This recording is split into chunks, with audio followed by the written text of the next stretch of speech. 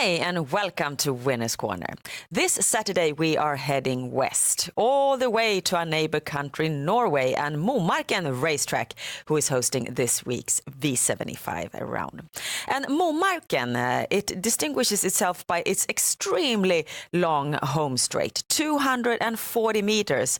And Mike, compared to Sweden's longest home straight, Axevalla, 227 meters, it is quite a big difference. And what does that do for our way now of analyzing the races? I think it's going to be a key factor. It's going to be very important. It's an extreme track with extremely tight turns and really, really long stretches. As you can see in these pictures here at Momarken, look at those tight turns in comparison to, for example, Solvalla racetrack, which has much rounder and banked turns. The banking at Momarken is also not at all as much as you have at Solvalla, for instance.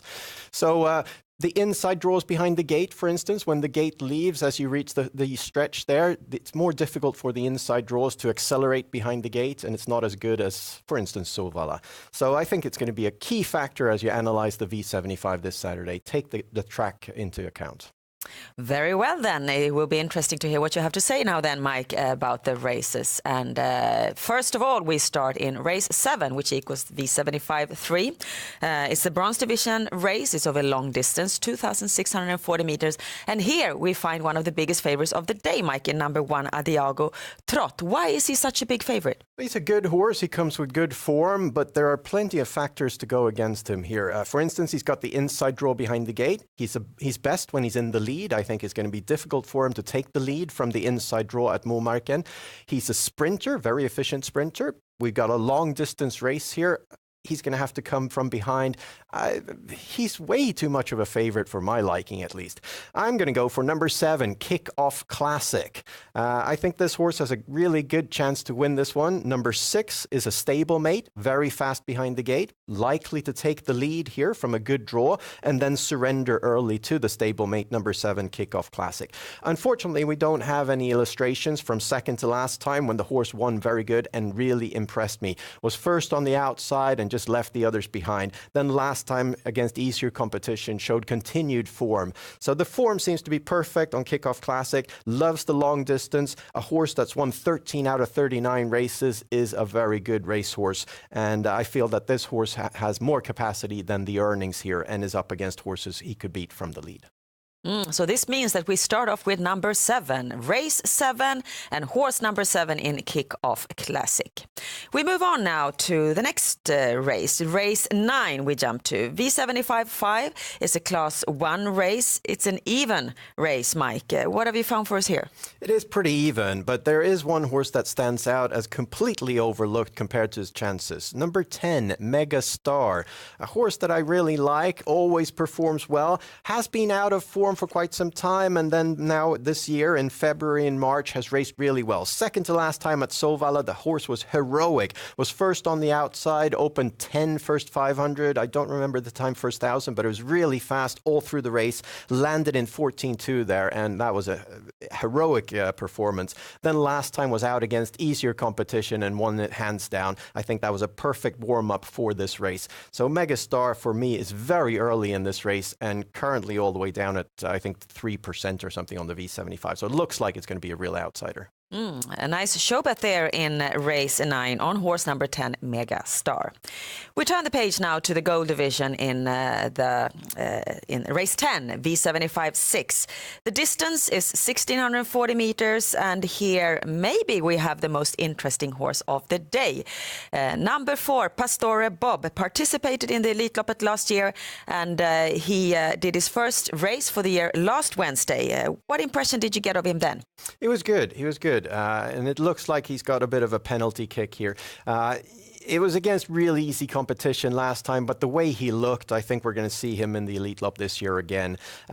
However, there is an interesting opposition here. Number 2, Donatomite, extremely fast behind the gate. Could very well go all in here with Frode Hamret and try to park the favorite, but I think it's more likely he takes the lead, then surrenders right away to Pastore Bob, who is also very explosive behind the gate. Last time Donatomite was in the lead, they went for the win, but got beat by Probo OP on the outside there, but raced in 10.8. So the form is really good on Donatomite.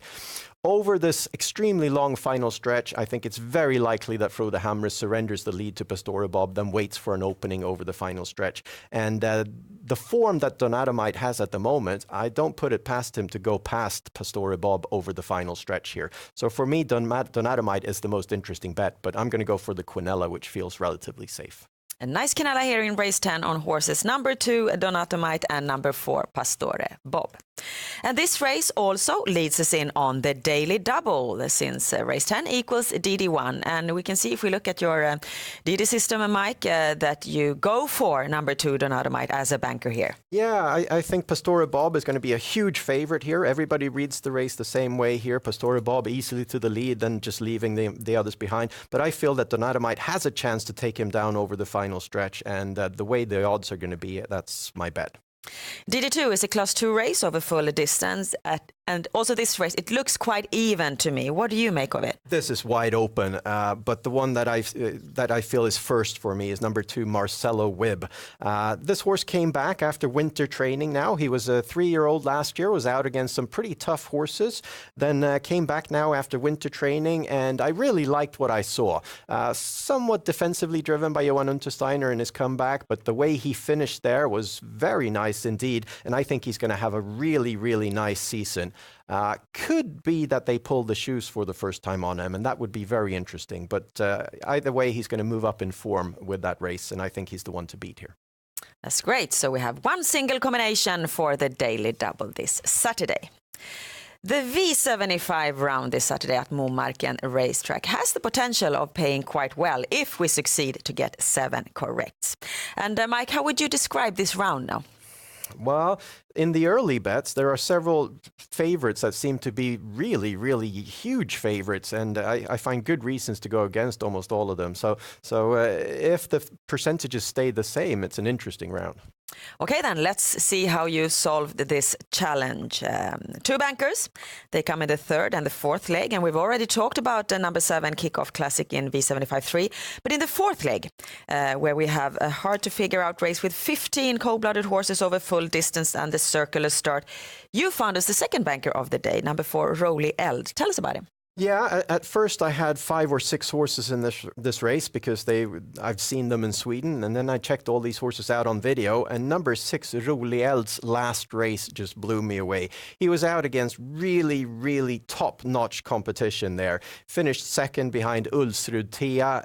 Really strong race, beat some of the best cold-bloods in Norway, and the way he moves down in class this time, I think he's a solid banker.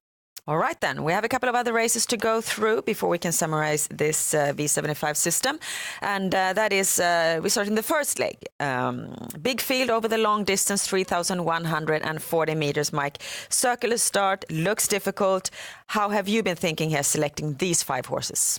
Well, at first, one of my favorite horses stood out as a probable banker, number 6, Dooley's UNG. He's likely to take the lead here, and he's got better form than you can tell from the card. But then, checking the videos out, I really have to warn you about number 12, Wayne Brogård. Really, really impressive in all his previous races here. Seems to like the long distance as well, and has one of the top drivers from Norway. So look out for number 12 there in the 1st race.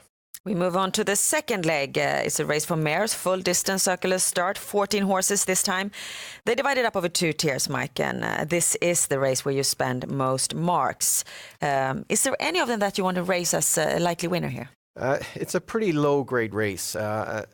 An outsider that is going to be quite overlooked because she's been out of form now lately, but has really good capacity, especially if she can take the lead here. She really grows a class or 2. Number 5, Levy Memory.